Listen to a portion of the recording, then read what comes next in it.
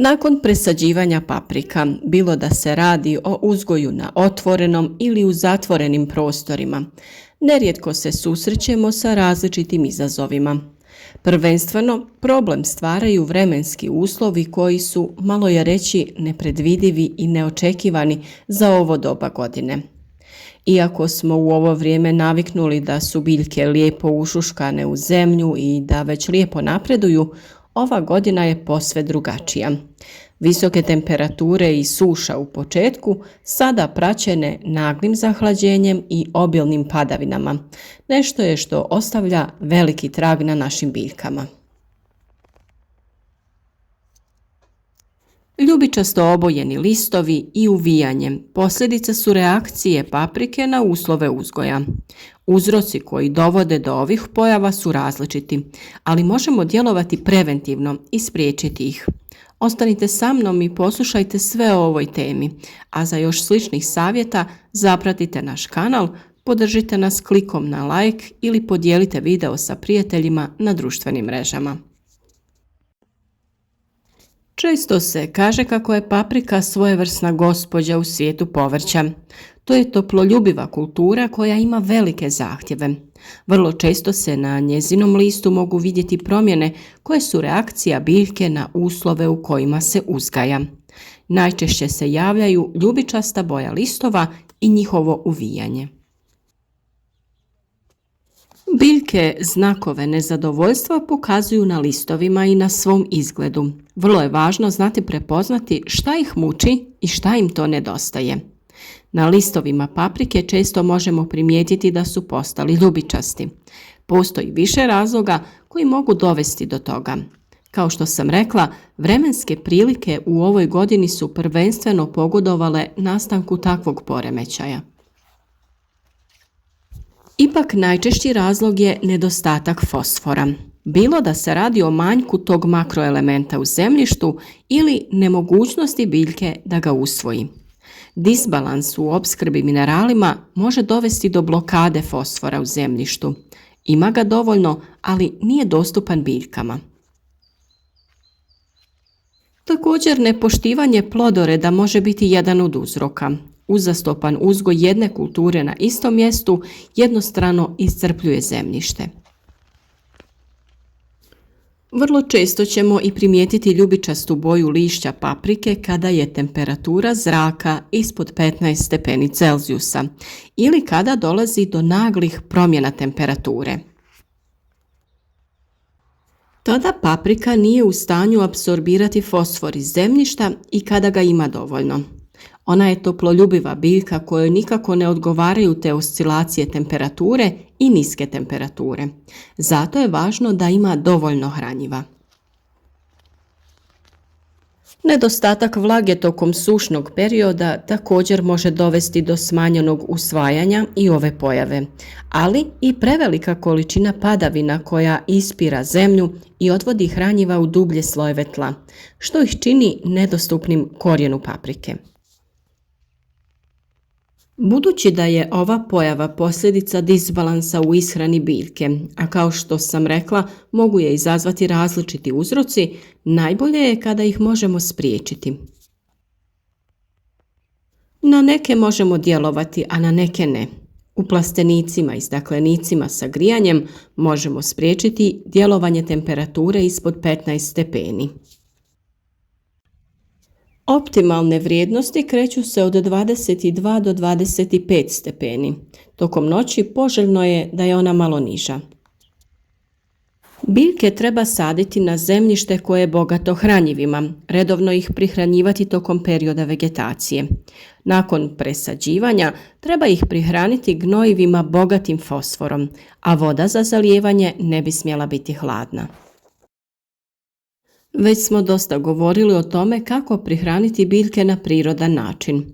Vrlo dobra prihrana nakon sadnje i tokom cijele vegetacije jeste otopina od kvasca. Rastopite 50 grama kvasca i kaškicu šećera u 1 litru vode, te ostavite sat vremena da se aktivira. Nakon toga razrijedite sa 50 litara vode. Tom otopinom zalijevajte biljke barem jednom sedmično.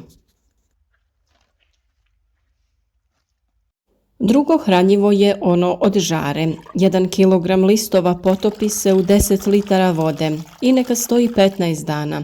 Procijedite i razrijedite u omjeru 1:10, te sa tim rastvorom redovno zalijevajte biljke.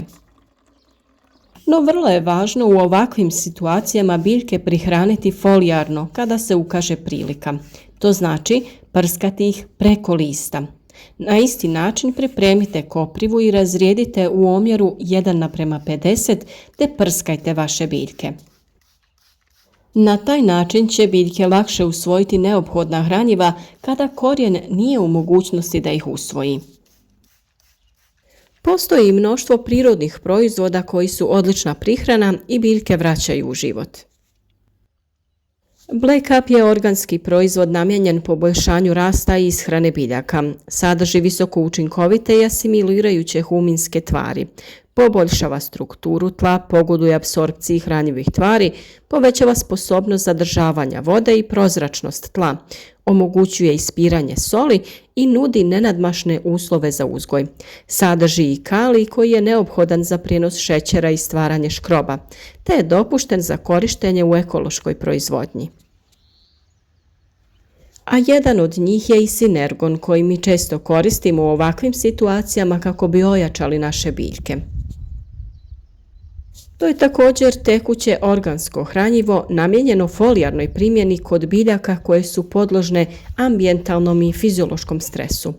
Organska komponenta unosi dušik u visoko primjenjivom obliku koji omogućava poboljšanje fizioloških proizvodnih mehanizama uzgajane biljke.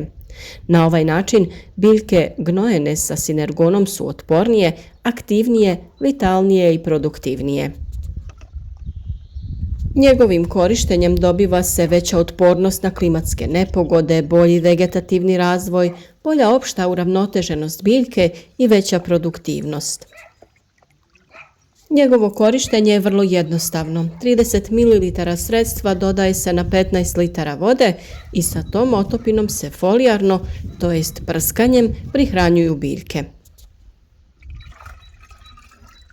Također postoje i kristalonska hranjiva u granulama koja možete koristiti. Kod većine je dovoljno 25 grama na 10 litara vode. Možete koristiti onaj sa NPK omjerom 20-20-20 koji ima jednak udio dušika, fosfora i kalija. Kao što sam rekla, u ovakvim situacijama najvažnija je folijarna prihrana biljaka, jer one preko lista znatno lakše usvajaju potrebne elemente. Kada se stabiliziraju vremenske prilike, sva ova hranjiva možemo koristiti prilikom zalijevanja naših biljaka. Još jedna česta pojava na biljkama paprike jeste uvijanje listova. To nam je signal da nešto sa njom nije u redu, a brojni su razlozi koji mogu do toga dovesti. Najčešći su nedovoljna ishrana, napad insekata, bolesti, neravnomjeran rast, nedovoljna osvjetljenost, neodgovarajuća temperatura zraka. Posebno treba izdvojiti neravnomjeran rast lista. To je normalna pojava kod svih sorti i posebno hibrida paprike. Kod nekih je više, a kod nekih manje izražena. List nema idealan oblik, ali ne smije se uvijeti. To istina neće utjecati na visinu prinosa, ali često izaziva zabrinutost kod hobi vrtlara. Kovrčanje uzrokuje i neravnomjeran rast. Temperatura zraka i osunčanost su vrlo važni faktori u rastu i razvoju paprike. Kada je temperatura niža i listovi se uvijaju, čim otopli, paprika izravna listove. Kod uzgoja biljaka pod mulch folijom važno je sa zemljom zatvoriti otvore na foliji.